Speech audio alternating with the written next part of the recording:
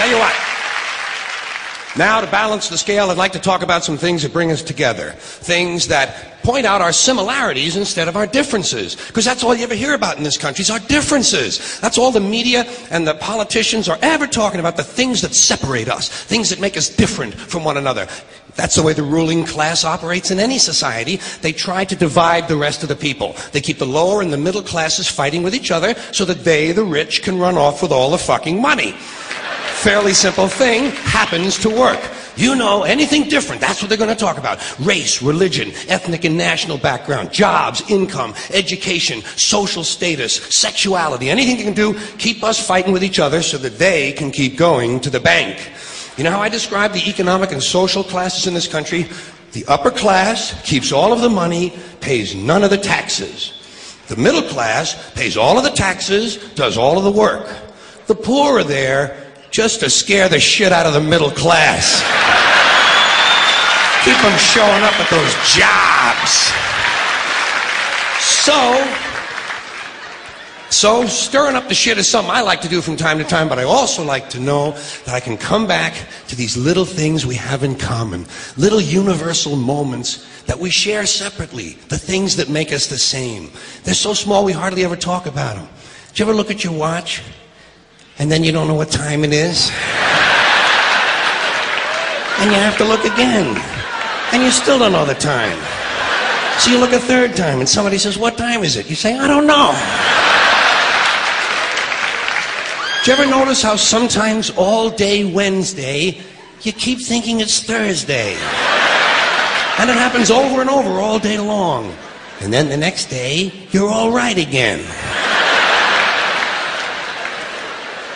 Do you ever find yourself standing in one of the rooms in your house and you can't remember why you went in there?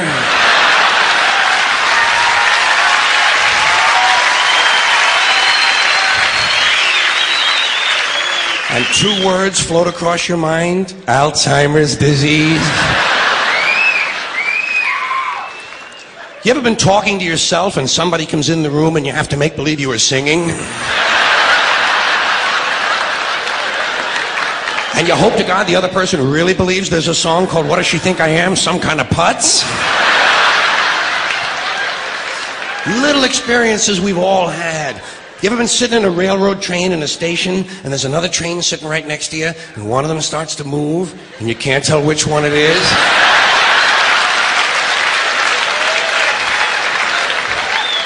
How about when you're out on a small boat on a windy day? You ever been out rocking back and forth for 3 or 4 hours trying to keep your balance? Rough seas, little boat. Then you get back into the shore and you're standing on the dock and you can swear there was something inside of you that was still out there rocking. Did you ever try to pick up a suitcase you thought was full, but it wasn't? And you go, "Doo?" And for just a split second, you feel really strong. How about when you're looking through a chain link fence? Did you ever notice if you're just the right distance from a chain link fence, sometimes it seems to go, "What is that? How do they do that?" Did you ever try to tell somebody they have a little bit of dirt on their face? You can never get them to rub the right spot, can you? Say, "You got a little bit of dirt right here." They always go, "Where? Here?" And you just want to slap the bastard.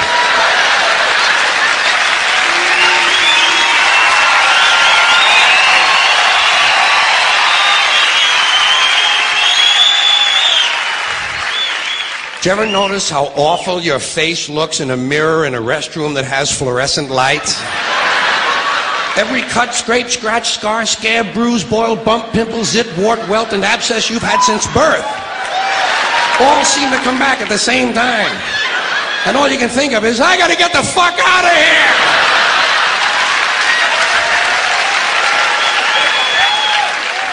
Do you ever notice sometimes when you're walking with your arm around your date, one of you has to change the way you're walking? Men and women don't walk the same. One of them has to change. Either the man has to walk like this,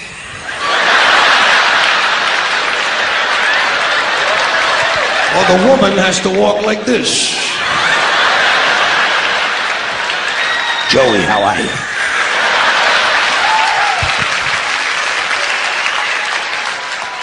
How about when you're going up a flight of stairs and you think there's one more step? And you go... And then you have to kind of keep doing that, you know? So people will think it's something you do all the time. I do this all the time. It's the third stage of syphilis.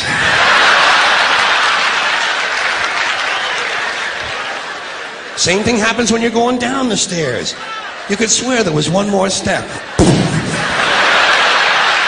Holy shit. My hips are in my chest.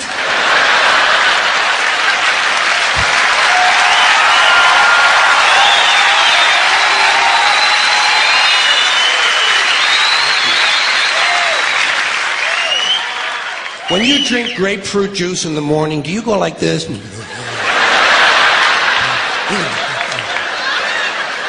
I do too. Why do we drink it? It's like ice cream throat. You know when you've been eating ice cream too fast and you get that frozen spot in the back of your throat, but you can't do anything about it because you can't reach it to rub it? You just have to kind of wait for it to go away. And it does. Then what do? Eat more ice cream! What are we, fucking stupid?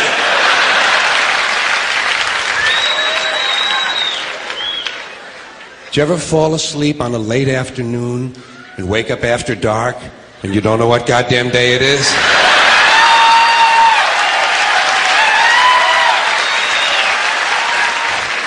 Like when you have your head on the pillow. Do you ever notice when you have your head on the pillow, if you close the bottom eye, the pillow is down there.